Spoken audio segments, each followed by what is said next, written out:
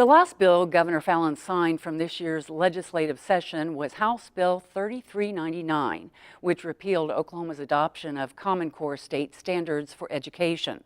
The bill requires new Oklahoma standards to be adopted in the next 2 years to replace the standards Oklahoma approved back in 2010. Originally, 45 states adopted Common Core. Oklahoma is one of 3 that have now repealed it. On this week's Oklahoma Forum, educators discuss the effect of the repeal on teachers and students. More than 60% of state schools had already aligned their curriculum to Common Core. Now it's been repealed. How does that affect, as a practical matter, how does that affect students and teachers for the next couple of years? Well, if I could jump in there, we've already been working as the curriculum team, looking at our curriculum maps because we're going to stay the course. We believe that this is good for students, but we also realize that House Bill 3399 is now law, and the law says we have to use past objectives, the curriculum objectives from 2010. And so what we're going to be doing this summer, our curriculum team will be going into all of our curriculum maps, seeing where we don't already contain a past objective, adding another column, putting it right in there so that when our teachers start teaching again in the fall, they'll be able to look and see, okay, did I already have this past objective? Because we want to follow the law. We don't know what would happen. We haven't heard if you choose not to do this, right?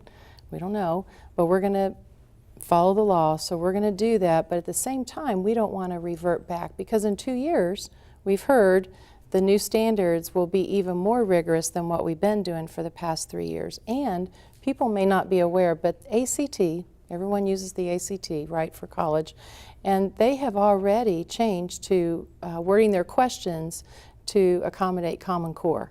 So I call it an unintended consequence where our students take the ACT, if we throw our current standards out the window, they then could potentially perform less, not as well on the ACT, which costs the family scholarship money.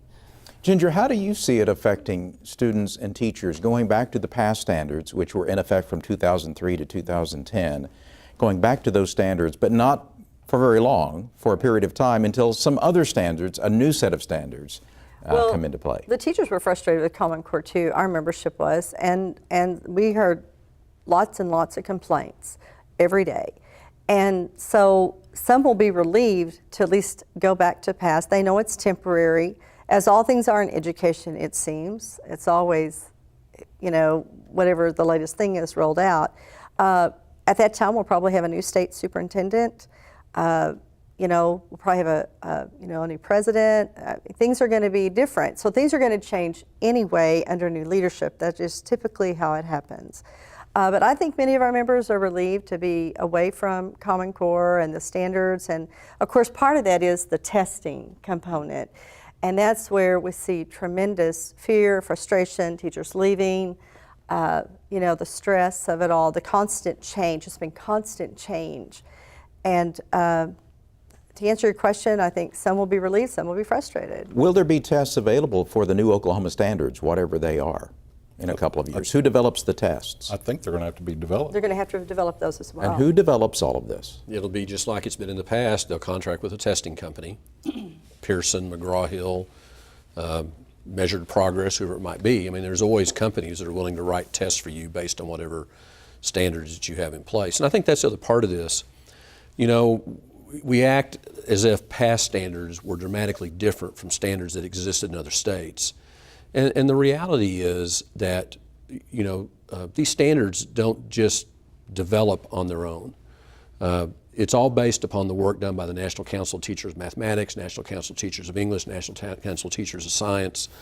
All these groups that meet every 10 years or so look at how we should teach their area of the curriculum, and they make recommendations. And states developed standards based upon those recommendations. So whatever standards we develop are still going to be heavily influenced by the work that these groups have already done. And those groups, the work they've done has been focused on, again, critical thinking, synthesizing information, what we consider to be higher order thinking skills. The other difference is, for the first time, they looked at international standards, and they looked at, well, what do they do in Singapore? What do they do in Finland? What are they doing in other countries because another part of this has always been that we have to prepare the young people that are going through our schools today to be able to live and work in a global society. I mean, that's not going to change, so we have to do that.